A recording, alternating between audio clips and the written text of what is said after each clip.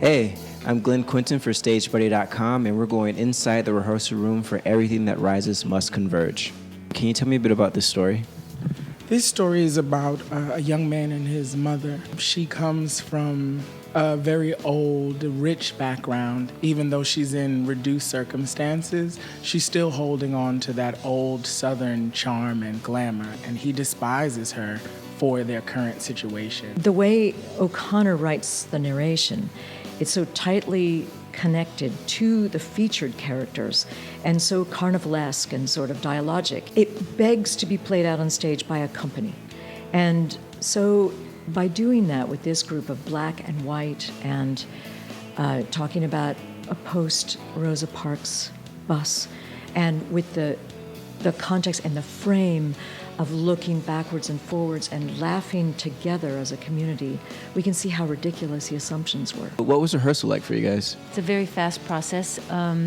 We have a week to put it on. It's interesting because it's 8 actors who are narrating the entire play. I've never done something like this before where you're not only participating in the dialogue, so we'll have dialogue with each other, but then we'll also be sort of narrating outside of that. So it's got a kind of Brechtian feel to it in that way, that you're sort of inside the character and outside of the character. And it's challenging, but it's really exciting.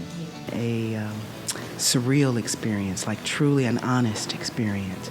Truly what I call is a faith walk. What strikes me is how we have to be fully ourselves. We're not just background filling up space. And that is such a challenge and so much fun. How does this play relate to modern audiences? Racism is still real and in the world. I just feel like we look at it in a different way, or we try to paint a new face. And I feel like this puts a microscope on it, shedding the light. This play I relate to a lot because the relationship between Julian and his mother is so strong and how she feels about him. And my mother is dealing now with early Alzheimer's. It's touching to me. I've actually cried watching them go through a lot of the scene. For me personally, it's the heart-head argument that happens in the piece when they have this argument where they say, true culture is in the mind.